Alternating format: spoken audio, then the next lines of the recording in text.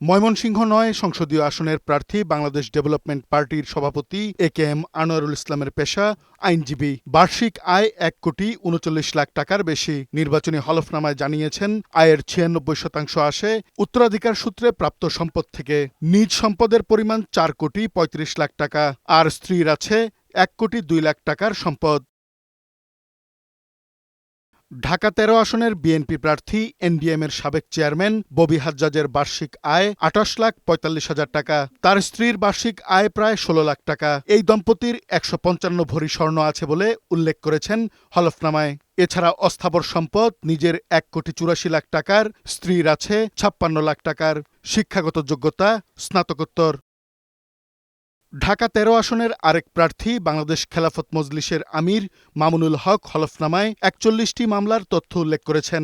এর মধ্যে একটি স্থগিত, ২টি চলমান, বাকিগুলো থেকে অব্যাহতি পেয়েছেন। শিক্ষাগত যোগ্যতা স্নাতকোত্তর। তার বার্ষিক আয় ১৩,১৫,০০০ টাকা। ১,৬৮,০০,০০০ টাকার সম্পদ আছে। ঢাকা ১২ আসনের প্রার্থী লেবার পার্টির চেয়ারম্যান মোস্তাফিজুর রহমানের বার্ষিক আয় ৬,৫৪,০০০ টাকা। তার স্ত্রীর বার্ষিক আয় ৪,৪৯,০০০ টাকা। ১,১৯,০০,০০০ টাকার সম্পদ নিজের, আর স্ত্রীর ৭৯ লাখ টাকার। শিক্ষাগত যোগ্যতা কামিল। ঢাকা ১২ আসনের আরেক প্রার্থী বিপ্লবী ওয়ার্কার্স পার্টির সাধারণ সম্পাদক সাইফুল হকের বার্ষিক আয় ৮,৬৩,০০০ টাকা। নিজের সম্পদের পরিমাণ প্রায় ১,৬৮,০০,০০০ টাকা। স্ত্রীর ২,৭৮,০০,০০০ টাকার সম্পদ আছে। হলফনামায় উল্লেখ করেছেন ১১১ ভরি স্বর্ণ আছে এই দম্পতির। শিক্ষাগত যোগ্যতা স্নাতক।